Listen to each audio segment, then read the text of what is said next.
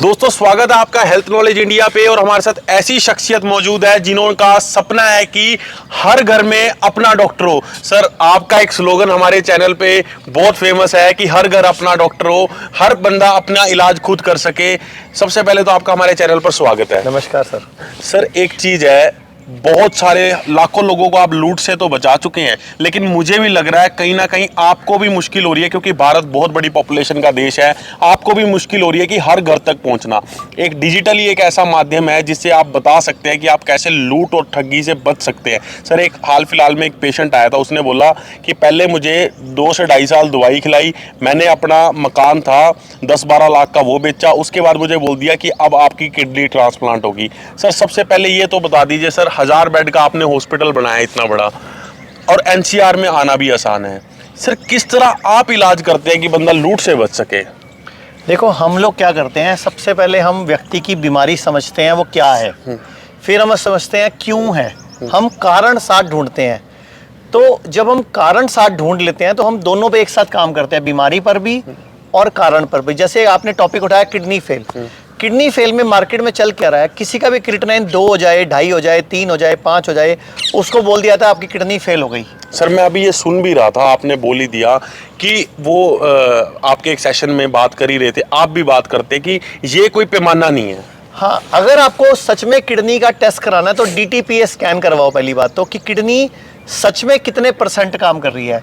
मैं आपको अभी कल का ही एक रिजल्ट दिखा सकता हूं हमारे हॉस्पिटल का। 14 साल का बच्चा जिसकी किडनी 50% डैमेज थी।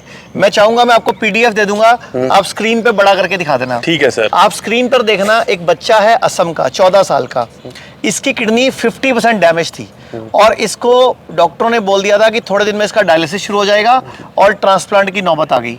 हमारे हॉस्पिटल में, हमारे चंडीगढ़ डेराबस्सी हिम्स में, अभी तो मैं हिम्स दिल्ली NCR में हूँ जो मेरठ बॉर्डर पे गंगा के किनारे स्थित है, उस हॉस्पिटल में 6 महीने इलाज चला, उसकी किडनी 100% रिकवर हो गई। 100% सर। आप ये स्क्रीन पे रिपोर्ट आ रही है, देख सकते हो, किडनी बिल्कुल नॉर्मल हो गई। कहाँ 50% डैमेज और कहाँ बिल्कुल नॉर्मल किडनी 14 साल के बच्चे की।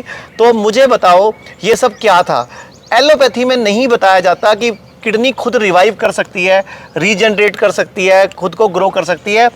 आयुर्वेद में हर बीमारी का इलाज है, लेकिन लोगों की गलती क्या है, लोग लेट आते हैं। सर, आपकी बहुत सारी वीडियो हमारे चैनल पे करोड़ों लोग देखते हैं। नीचे एक कमेंट मुझे, मैं आज सारे कमेंट्स लेके आया हूँ, वो क्वेश्चन है, एक कमेंट मुझे बहुत ज्यादा देखने को मिलता है। वो सभी बोलते हैं कि अगर सर मैं डायलिसिस करा चुका हूँ तो उसके बाद क्या मेरा डायलिसिस रुक सकता है? जी, 50 से 80% लोगों का डायलिसिस बंद हो जाता है। कम तो सबका ही होता है। मैं आपको एक नहीं कई एग्जाम्पल दे सकता हूँ।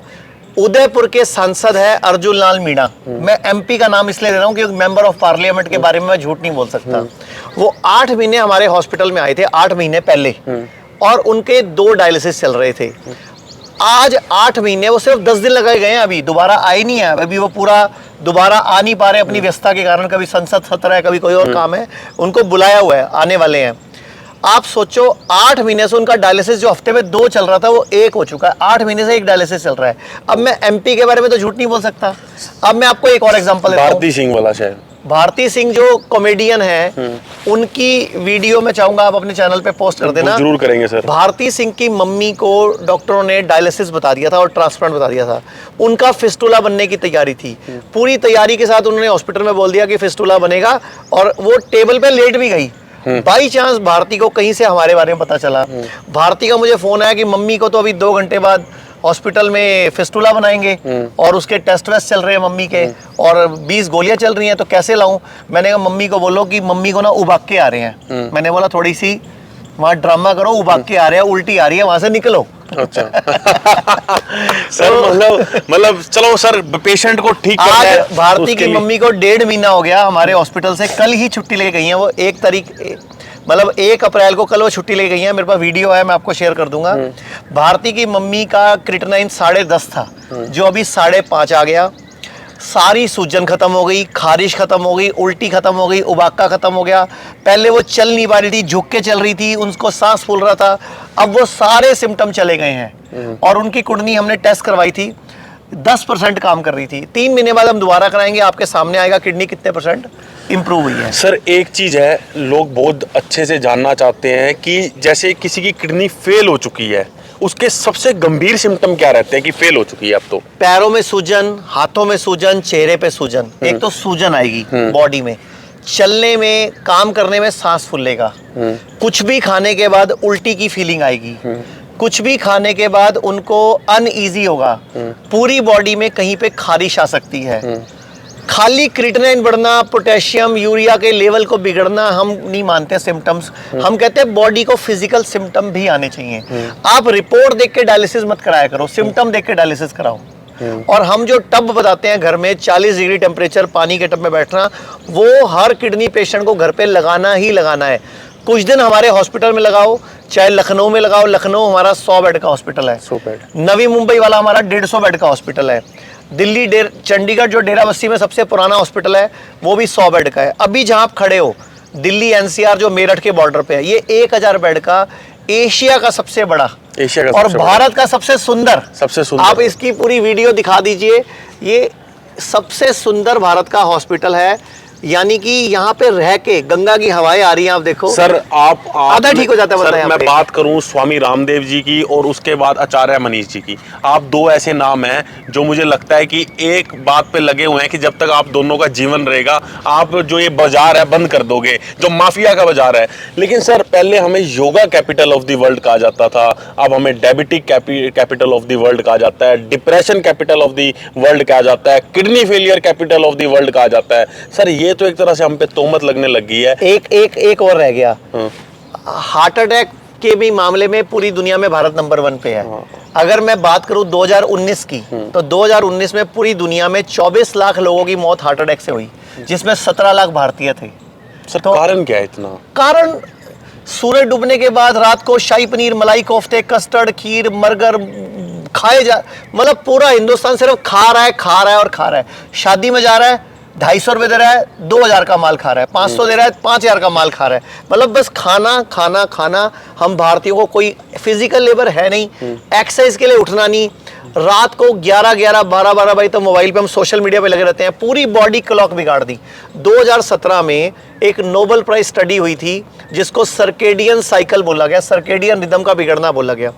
पूरी की पूरी बॉडी का सर्केडियन रिदम बिगड़ चुका है। हमारी बॉडी क्लॉक, इंटरनल जो बॉडी की क्लॉक है, सिस्टम है, हमारे अंगों का रिदम है, वो बिगड़ गया। इसीलिए किडनी फेल हो रही है, इसीलिए कैंसर हो रहा है, इसीलिए थैलीसीमिया, इसीलिए शुगर, इसीलिए बीपी।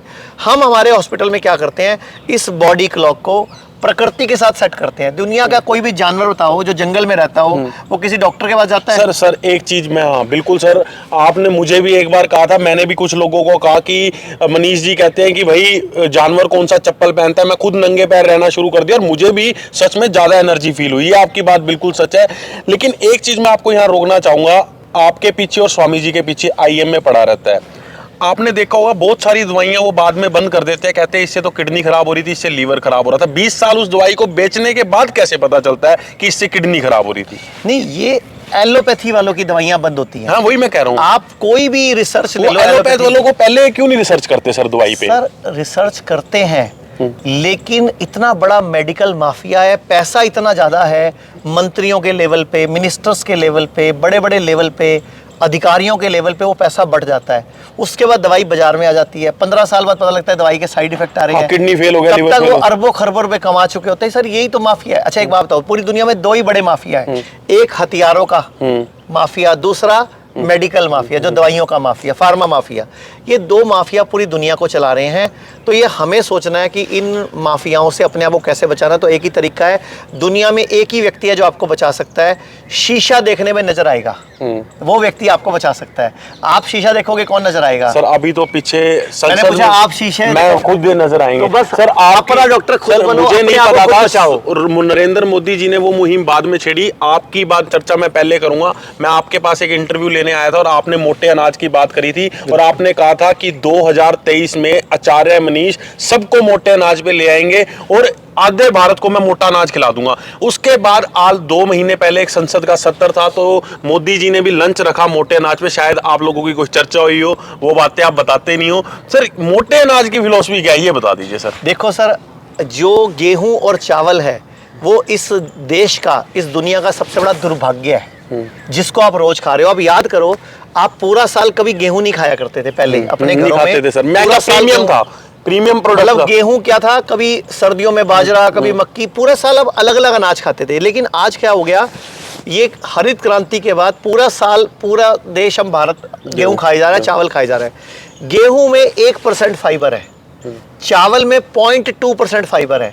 जबकि मोटे अनाज जो मिलेट्स हैं, जिनको 5 मोस्टे मिलेट में कोदरा, कंगनी, हरी कंगनी और स्वांक और प्रोसो मिलेट है, इनमें 9 से 12% फाइबर है। ये नेचुरल है। सर पीछे आप स्वास्थ्य मंत्री हरियाणा से भी मिले थे, मैंने आपकी एक फोटो देखी थी, और अभी पीछे हरियाणा में भी लंच रखा गया था मोटे अनाज पे। आप मुहिम को, मुझे पता है अपनी किस तरह स्प्रेड करते हैं, वो हमें अंदर से भाव आ जाते हैं हमारे भी अंदर। सर क्या है, मोटे अनाज से बीमारियां कुछ कम हो सकती हैं? मोटा अनाज शुगर को रिवर्स कर देता है, मोटा अनाज बीपी को रिवर्स कर देता है, मोटा अनाज आपको अंदर से हीलिंग कैपेसिटी बढ़ा देता है, और मोटा अनाज इकोनॉमिकली भी भारत के लिए अच्छा है। देखो, 1 किलो चावल उगाने में 3000 लीटर पानी लगता है लगभग। 1 किलो गेहूं उगाने में 600 से 700 लीटर पानी लगता है। लेकिन मोटे अनाज जंगली अनाज है, अपने आप उगते हैं और सिर्फ 200 लीटर 150 लीटर पानी में उग जाते हैं। तो ये भारत के लिए भी अच्छे हैं। पंजाब हरियाणा के लिए तो रामबाण है, मींस क्योंकि संजीवनी है, क्योंकि यहाँ का पानी भी खत्म हो रहा है। आप देखो कितनी पंजाब में पानी लेवल नीचे चला गया, बिकॉज क्योंकि चावल, और सबसे बड़ी बात है चावल और गेहूं बेच के किसान को कुछ मिल नहीं रहा। गेहूं कितने रुपए किलो बिक रहा है बाजार में? 20-25 रुपए किलो, और मोटा अनाज 70 रुपए 80 रुपए किलो बिकता है। तो किसान को भी फायदा है। तो सब किसानों को मोटे अनाज उगाने चाहिए, खास तौर पे 5 पॉजिटिव मिलेट। ये पूरे भारत को स्वस्थ बनाने की दिशा में भारत सरकार का भी क्रांतिकारी कदम साबित मैं होगा। तो किसानों को जरूर कहूंगा, क्योंकि मुझे पता है जो बात आपने बोल दिया, आने वाले समय में उसका फायदा होने वाला है। और मैं यही कहूंगा, हेल्थ नॉलेज इंडिया देखते रहिए, क्योंकि आपको पता है कि हम सर के सेशन हमेशा लेके आते रहते हैं। धन्यवाद।